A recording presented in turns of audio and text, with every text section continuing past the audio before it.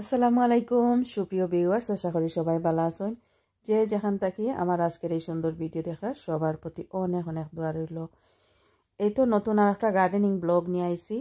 আর আজকের গার্ডেনিং ব্লগটা হলো ঘরের ভিতরে কিছু গাছ আমি রাখছিলাম সামার টাইম বলতে এন্ড অফ সামারও কিছু গাছ আছিল, মরিচের গাছ, কাঁচামরিচ, নাগামরিচ আর অন্যান্য ভেজিটেবলের গাছ। তো কিছু কাঁচামরিচ নাগামরিচ এখন রয়ে গেছে, যেগুলো হারভেস্ট করার বাকি রয়েছে।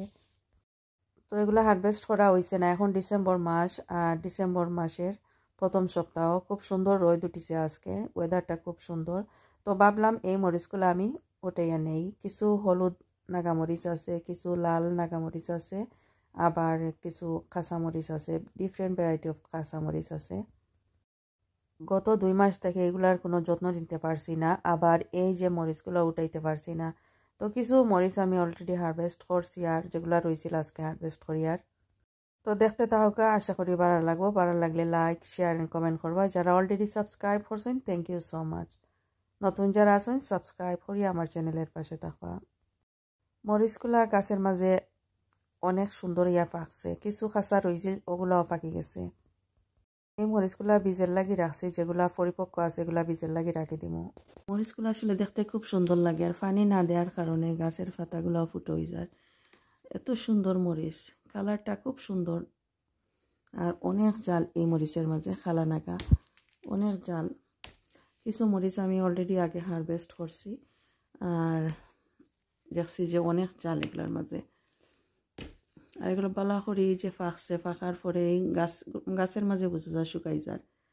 তো এই মরিচগুলা আমি হারভেস্ট করার পরে বীজ থাকি চারা তৈরি করবো। আর চারা তৈরি করতে হলে বীজগুলো আমি শুকাই নিব। অনেক সময় দেখা যায় খাসা বীজ থাকি চারা উঠে, বাট অনেক সময় তেমন একটা ভালো হয় না। তো আমি বীজ বাইর করিয়া শুকাই নিব, তারপরে এই বীজটাকে চারা করবো নেক্সট ইয়ার লাগি।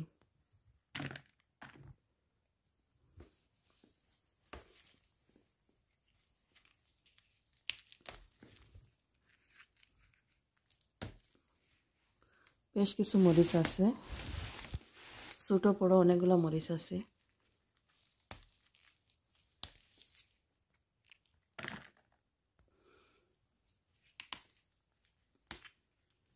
এগুলার মরিচ যদি আরও আগে হারভেস্ট করতাম তাহলে আরও ভালো হইতো। যেহেতু এগুলো উঠেই আনিছি না, আর এমনিতেই রাখি দিছি। গাছের মাঝে ফাঁকছে সব লাফাকিয়া, আর এইখানে শুকাই যার। প্রায় কাঁচামরিচ আমার গাছ থেকে আমি উঠেই আনিছি, আর কিছু কাঁচামরিচ এখনও গাছের মাঝে আছে। গাছ শুকাই গেছে, শুকাইয়া মরি গেছে গাছ, আর কাঁচামরিচগুলো গাছের মাঝে শুকাই গেছে, এখনও আছে। এভাবেই কিচিনো। এখন আইছি আমি কিচিনো, আর কিচিনোর মাঝেও কিছু গাছ রাখছি আমি। কচু গাছ আছে, আর বেগুন গাছ আছে, পুঁই শাকের গাছও রাখছি। এই যে পুঁই শাকের গাছও কিছু রাখছি আগা মাথা কাটিয়া। এই যে মরিচ দেখাই, আর এগুলা ক্যারোলিনা রিপার। এই মরিচগুলো আমি এখন উঠাইয়া নিয়ে, দেখতে অনেকগুলা ছোট ছোট বাট প্রচুর জাত। আর এই যে বড় মরিচের মাঝে তেমন একটা বেশি নাই দেখছি আমি, তো প্রচুর জাল আছে। ছোট বড় সবগুলো আমি আজকে উঠাইয়া নিব এখান থেকে।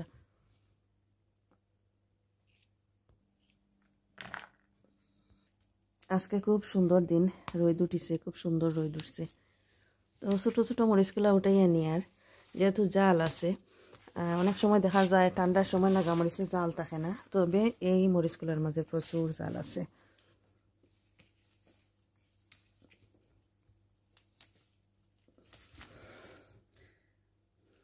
কত সুন্দর লাগে দেখতে।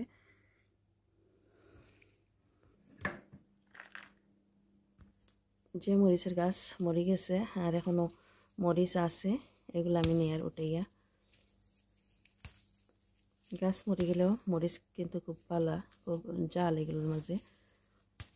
যেহেতু শুকাই গেছে, এগুলো এভাবেই শুকাইলিম। আরও কিছু সময় যদি রাখি ইয়ের মাঝে, টেবিলের উপরে যদি রাখি একটা প্লেটের মাঝে, এগুলো পালা করে শুকাই যাব।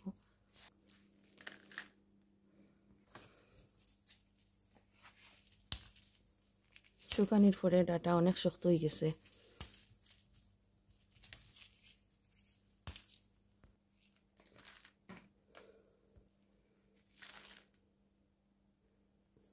এই তো বেশ কিছু কাঁচামরিচ আনলাম আমি।